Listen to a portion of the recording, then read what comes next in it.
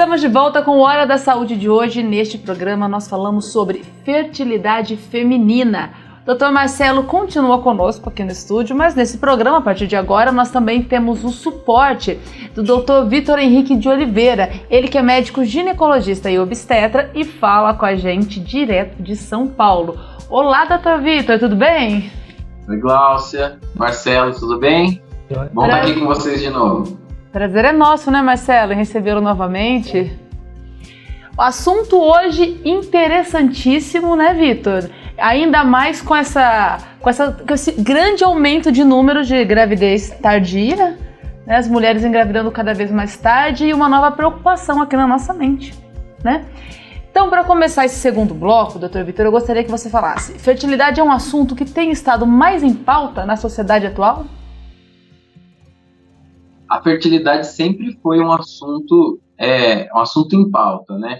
Tem registro desde o Egito Antigo aí falando sobre isso, porque não é só uma questão médica, sempre foi uma questão também de legado, né? Da passagem das famílias, né? O que se deixaria aqui.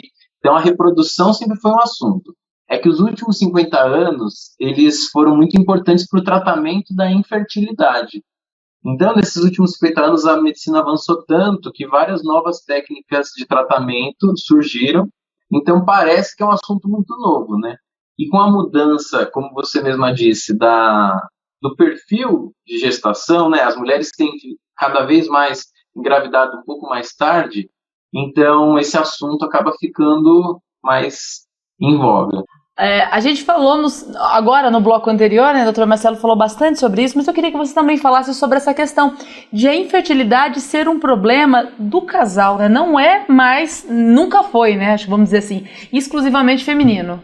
Durante muito tempo, né, as mulheres sempre pagam a conta, né?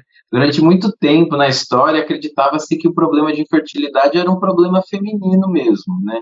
Que era uma maldição dos deuses e coisa e tal, assim. Isso quando a gente fala da história antiga e tudo mais. Hoje a gente já trata o casal, como o Marcelo explicou. Então, quando a gente tem um quadro de infertilidade, a gente está dizendo que aquele casal, né, é um casal infértil, então a gente vai aplicar toda a terapêutica, os métodos diagnósticos para aquele casal, né? A gente sabe que a parcela de infertilidade masculina e feminina, ela é praticamente a mesma, né? E a gente tem também a infertilidade que é própria do casal, quando a gente não encontra um elemento isolado nem na mulher e nem no homem. E a gente também tem as causas de infertilidade que a gente chama de sem causa aparente, que provavelmente são causas que a medicina ainda não conseguiu definir o real motivo, né? Agora, uma coisa que eu ouço muita gente falando, muitas mulheres têm dúvida se isso é verdade ou não, e muitas esperam que isso seja verdade. A ansiedade de engravidar atrapalha o processo? Se isso for verdade, de que forma? Porque essa dúvida é muito comum, né, Marcelo? Uhum. A ansiedade acaba atrapalhando do ponto de vista do sofrimento psicológico daquele casal, né? Não atrapalha diretamente na fertilidade em si, né? Na capacidade de engravidar. Mas a gente sabe que, como a gestação ela não é só uma coisa biológica, tem a ver com o aspecto social, afetivo, como que está a relação daquele casal, justamente para conseguir concluir as relações sexuais. A gente sabe que quando o casal fica muito ansioso, né, quando as mulheres, ou até os homens também ficam muito ansiosos, isso pode levar a uma complicação para conseguir engravidar, né? Até por conta de conseguir manter a frequência de relações e conseguir que aquela situação de tentar engravidar seja uma experiência agradável, né? Muitas vezes o medo de não conseguir engravidar acaba gerando um cenário no casal de muito sofrimento, de muito medo, de muita angústia. E essa experiência acaba atrapalhando no processo. Essa é uma dúvida comum nos consultórios, não é, Marcelo? Aqui também. Especialmente porque o conceito de infertilidade ou de uma alteração da fertilidade, uma dificuldade de engravidar, envolve períodos. E às vezes esses períodos são longos para você poder categorizar, né? Então você precisa de um período em que o casal está tentando, com relações sexuais frequentes, regulares, e que sejam próximas do período de maior propensão, né? Então próximo do período fértil, para que você consiga dizer que há uma alteração, um problema, uma questão ali, né? Então, às vezes, você tem um casal que está tentando engravidar e que não tem nem esse período de tempo para você poder falar sobre alteração da fertilidade ou não, né? Tentou 1, 2, 3 vezes e às vezes não conhece o ciclo feminino para poder falar, esse é o período de ovulação ou não, e às vezes a relação não está acontecendo próximo ali, e aí é uma dificuldade de engravidar por uma questão comportamental. A hora que você faz a orientação, isso melhora. Mas a ansiedade pode estar presente nesse casal, né? Às vezes, é mais frequente, inclusive, nesse tipo de situação, você vê o casal mais ansioso ainda do que quando tem alguma questão mais importante do ponto de vista dos parceiros, para você poder orientar e avaliar, né? Porque aí já passou desse momento, né? E você já tentou, já investiu nesse período de observação para poder falar assim, há uma alteração aqui ou não, e aí o casal já começa a mudar a estratégia, abordar de outra maneira em relação até mesmo a como procura consulta, como procura ajuda. Inclusive a gente ouve muitos casais relatando, né? Queria muito engravidar, não conseguia, fui lá, adotei uma criança, parei de pensar, conseguimos engravidar. Então tem mais a ver com essa questão psicológica mesmo. Sim. E aí pode acabar provocando uma alteração de hábitos. Sim, correto? Justamente. Vitor, problemas de fertilidade, eles são hereditários entre as mulheres? Quando a gente fala hereditário, a gente está pensando, então, numa carga genética que é passada de pais para filhos, né? Como o Marcelo comentou, os problemas de infertilidade, eles têm diversas causas.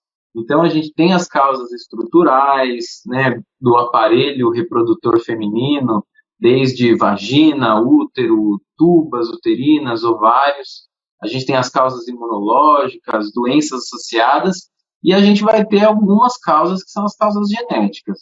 Se a gente for considerar essas causas, daí sim, a gente tem um componente hereditário. Mas na grande maioria das vezes, o que a gente percebe é que existe uma relação familiar, e não necessariamente uma relação hereditária.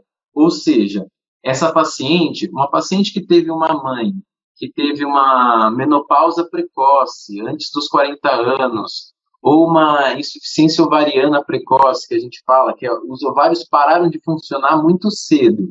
Essa paciente ela vai ter um risco familiar associado de desenvolver uma infertilidade. Mas não quer dizer que é hereditário, ou seja, a mãe vai passar para a filha. Até porque, se essa mãe teve um filho, então não tem como ser hereditário, porque ela não foi infértil, ela foi fértil para poder ter um filho, né? Vitor, agora aquela pergunta que pega assim muita gente. Como é feito esse diagnóstico de infertilidade? Muita gente acha que é algo assim muito complicado, que precisa de muitos exames. É assim mesmo? Não. A infertilidade a gente chama que ela é um diagnóstico clínico. As causas da infertilidade, como a gente já comentou aqui, são inúmeras. Mas para a gente definir que um casal é infértil, então, na verdade, depende do tempo de observação que a gente tem, né? Como o Marcelo comentou. Então, assim, abaixo dos 35 anos, um casal que está há 1 ano tentando engravidar e seguindo as recomendações de como conseguir uma gestação de forma natural, né? Seguindo esses passos, tendo relações frequentes, esse casal, se em 1 ano não conseguir engravidar de forma natural, então ali a gente tem um diagnóstico de infertilidade. Acima dos 35 anos, a gente passa para 6 meses de tentativa, né? Acima dos 35 anos, se em 6 meses não conseguir, daí a gente tem um quadro de infertilidade diagnosticado. E aí, dentro desse diagnóstico de infertilidade, a gente passa a uma investigação diagnóstica das possíveis causas da infertilidade, que daí pode ser o fator masculino, o fator feminino, o fator do casal. Daí vai depender muito da consulta, de cada especificidade de cada casal no encontro, para a gente poder tentar identificar quais vão ser os exames solicitados e quais as possíveis causas. Marcelo, normalmente os casais aceitam bem conversar sobre esse tema juntos? Normalmente é assim ou normalmente a mulher vai primeiro ao consultório? Depende, mas quando você envolve um planejamento familiar, é muito frequente você ver o casal indo buscar ajuda. Justamente porque, nesse caso, se envolve uma questão de dificuldade de engravidar, é um casal que está tentando, está preocupado com isso, né? Então, esse é o fator motivador da consulta. E aí você precisa de abordar ambas as partes, né? Até mesmo para poder entender se é um casal infértil ou não, se está dentro desse período ou não, porque às vezes você tem uma questão simplesmente de frequência ou uma orientação em relação ao melhor período do mês para você poder tentar fazer com que a gestação aconteça, e a partir de uma orientação simples o casal vai bem e engravida, né? A gente tem que lembrar que essas questões de alteração da fertilidade, elas são uma exceção. Vai ser a minoria dos casos, né? A maior parte dos casais que tentam engravidar de modo natural vão conseguir, né? Isso é o mais frequente. Então, para você falar que um casal jovem, né, então antes dos 35 anos, está tendo uma dificuldade de engravidar, você precisa se assegurar muito de que esses passos anteriores eles estão sendo bem seguidos. Certo. A gente está falando muito sobre, né, engravidar da forma natural até os 35 anos. Após os 35 anos, é ladeira abaixo? As diminuem drasticamente assim? Não é ladeira abaixo, mas a gente já sabe hoje que, de forma gradual, a fertilidade feminina, e hoje em dia já se sabe que a masculina, de certa forma também, mas principalmente a feminina, depois dos 30 anos você já começa a ter um declínio, né? Especificamente depois dos 32 anos, e isso vai aumentando, né? Próximo aos 45 anos a gente já tem uma fertilidade praticamente zerada. E quando a mulher se encontra na menopausa é quando esgota realmente as suas chances de engravidar de maneira natural, né? Mas não é ladeira abaixo. A gente sabe que existe esse aumento, né, dos quadros de infertilidade, mas a gente tem sim muitas mulheres que engravidam, principalmente hoje em dia, que por conta da dinâmica, né, do maior nível educacional, cargos mais elevados no mercado de trabalho, a gente sabe que as mulheres têm deixado para engravidar um pouco mais tarde. Então a gente vê muitos casos que as mulheres têm conseguido de forma natural, mas a gente sabe que a fertilidade já não é mais a mesma. Vitor, você continua aqui com a gente, né, direto de São Paulo. Marcelo continua com a gente também nesse bloco. Sim. No próximo. E você continua aí de casa conosco. Daqui a pouquinho, depois do intervalo, nós vamos falar sobre tratamentos para fertilidade. Você continua com a gente, já já nós voltamos.